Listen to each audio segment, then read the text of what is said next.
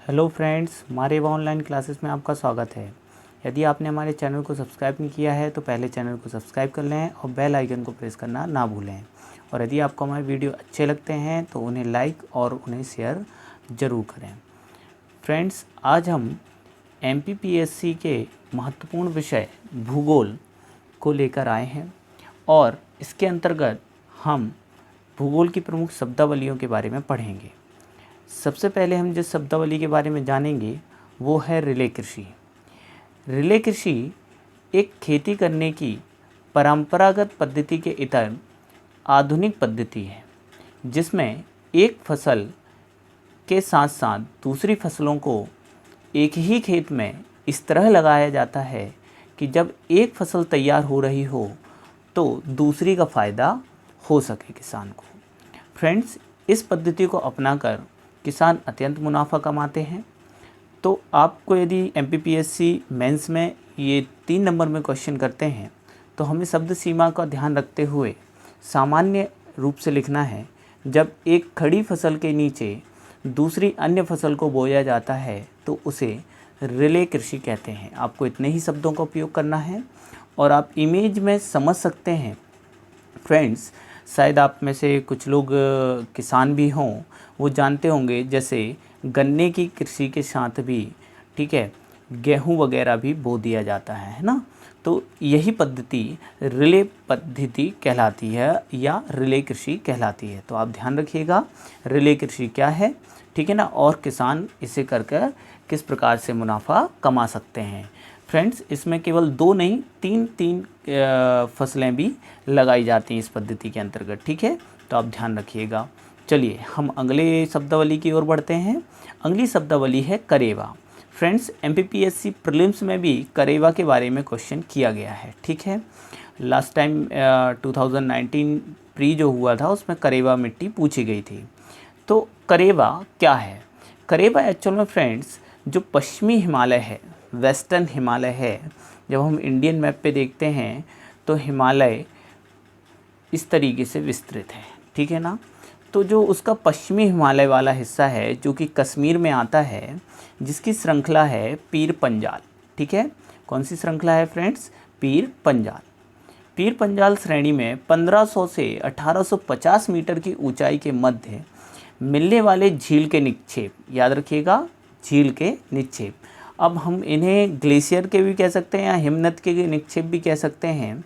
जब इन निक्षेपों का जमाव होता है तो उपजाऊ, ठीक है, काफ़ी फर्टाइल सॉइल वहाँ बनती है, ठीक है ना। तो इन्हीं निक्षेपों को क्या कहा जाता है? करेवा कहा जाता है।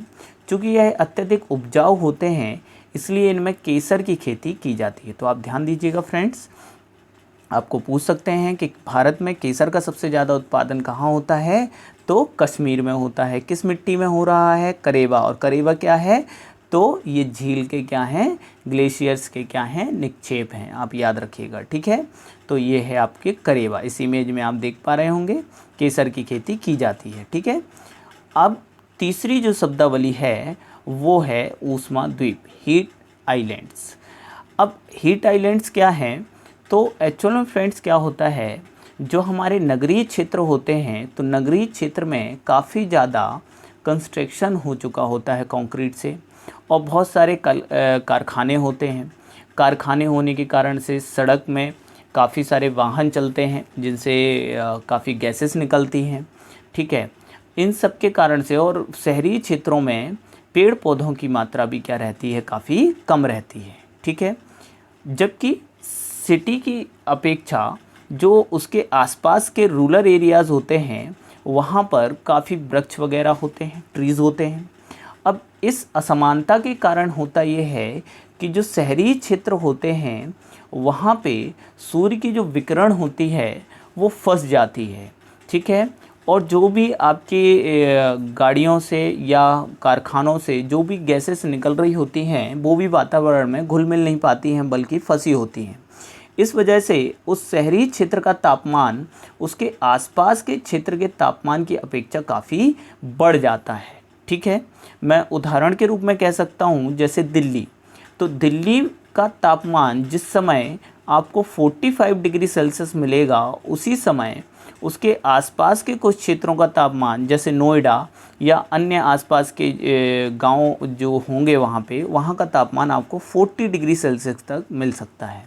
अर्थात दिल्ली में तापमान काफ़ी ज़्यादा है। क्यों? क्योंकि वो एक प्रकार का क्या है, ऊष्मा द्वीप है। ठीक है, तो आप देखिएगा जब ये क्वेश्चन आपको MPPSC मेंस में आता है तो आपको लिखना है कि किसी नगर के ऊपरी भाग का तापमान जो उसके आसपास के अन्य क्षेत्रों से अधिक रहता है तो वह नगरीय क्षेत्र क्या कहलाता है, ऊष्मा द्वीप। उदाहरण में आप लिख देंगे जैसे दिल्ली। ठीक है, आप वहाँ लिख देंगे जैसे दिल्ली। दिल्ली एक प्रकार का क्या है, ऊष्मा द्वीप है। ठीक है, तो आई थिंक आप ऊष्मा द्वीप भी समझ गए होंगे, याद रखिएगा। चलिए हम आगे बढ़ते हैं और अब हमारी अगली शब्दावली है डेल्टा। डेल्टा को लेके काफ़ी कंफ्यूजन है फ्रेंड्स। आपको MPPSC प्री में भी डेल्टा आ सकता है और मेंस में भी पूछ सकते हैं डेल्टा। ठीक है, अब जो हमारा नया सिलेबस है MPPSC मेंस का, उसके अकॉर्डिंग जो आपका क्वेश्चन आएगा 3 नंबर में, तो आपको उसमें वर्ड लिमिट 15 से 10 शब्दों के बीच में ही रखनी है, उससे ज़्यादा तो रखनी ही नहीं है एकदम। ठीक है, तो आप ध्यान दीजिएगा, जब नदी, अब डेल्टा क्या होता है हम उसे समझ लेते हैं। जब नदी झील या सागर में गिरती है, अर्थात जब वह झील या सागर में गिरती है तो वह स्थान कहलाता है उसका मुहाना। ठीक है ना, जहाँ नदी झील या सागर में गिरती है वह नदी का कहलाता है मुहाना। मैं एक ये लाइन बना रहा हूँ, आप देखिएगा। ये मान लीजिए सागर है और यह नदी फ्लो करती हुई आ रही है सागर की ओर। ठीक है ना, तो जहाँ पर वो सागर में मिल रही है वह लोकेशन क्या है, नदी का मुहाना है। ठीक है, ये लोकेशन नदी का मुहाना है। ठीक है, अब नदी जब पर्वतीय क्षेत्रों से या ऊंचे भागों से बहती हुई आती है और मैदानों में प्रवेश करती है, तो जब वो मैदानों में प्रवेश करती है तो उसकी गति धीरे धीरे मंद होती जाती है। ठीक है, और जब वो मुहाने पे आती है तो उसकी बहने जल के बहाव की गति और भी ज़्यादा मंद हो जाती है।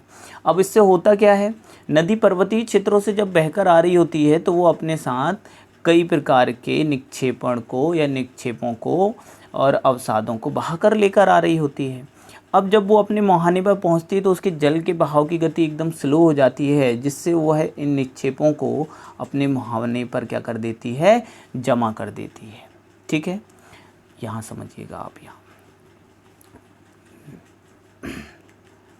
ठीक है, ये नदी बहते हुए आ रही है, सागरों में मिल रही है, बट वो अपने साथ बहुत सारे निक्षेपों को बहा कर ला रही है। ठीक है, और उनको वह अपने मुहाने पर जमा कर देती है।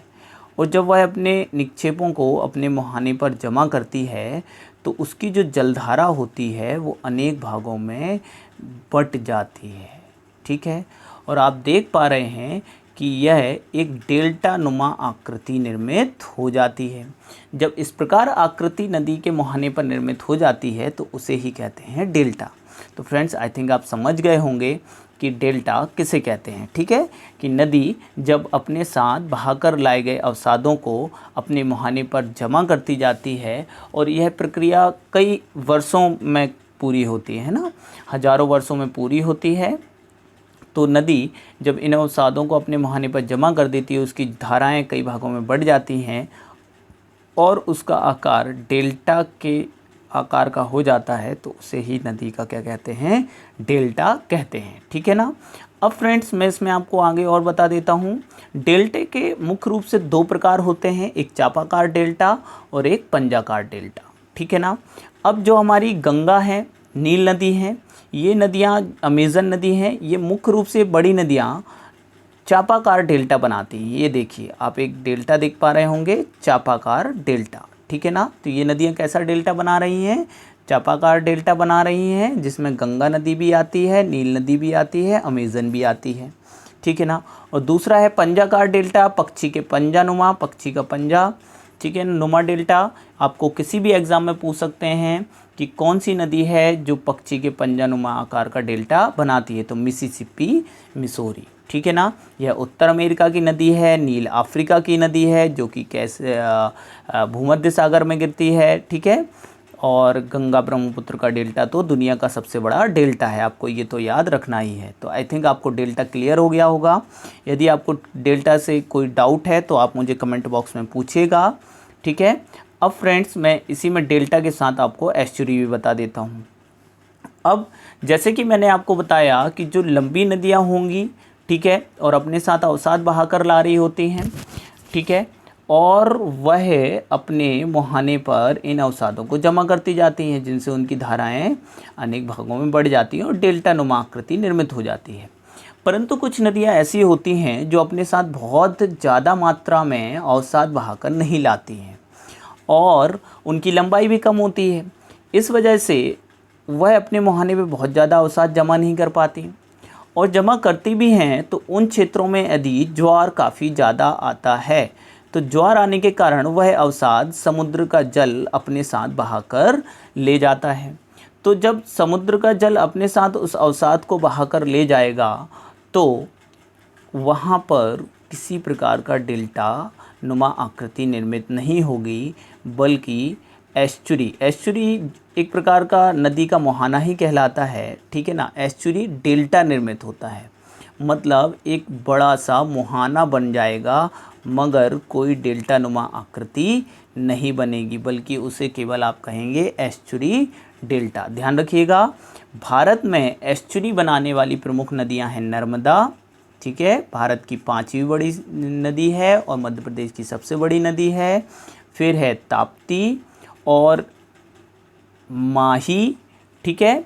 और मैं कह सकता हूँ कि जो वेस्टर्न घाट की जितनी भी नदियाँ हैं, ठीक है, पश्चिमी घाट की जब आप भारत में देखते हैं तो यहाँ पे पर्वत श्रृंखला है वेस्टर्न घाट की जितनी भी नदियाँ अरब सागर में गिरती हैं, ठीक है, ये सब क्या बनाती हैं, एस्चुरी बनाती हैं, ज्वार नद मुख, ठीक है। ध्यान रखेंगे क्या बनाती हैं, ज्वार नद मुख। तो आपको याद रखना है डेल्टा, ज्वार नद मुख और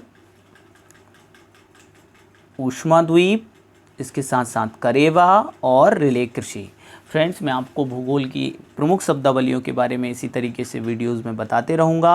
आप वीडियो को लाइक करें, शेयर करें और कमेंट करें। यदि आपको वीडियो में किसी भी तरीके का कोई डाउट आता है तो आप कमेंट बॉक्स में कमेंट ज़रूर करें।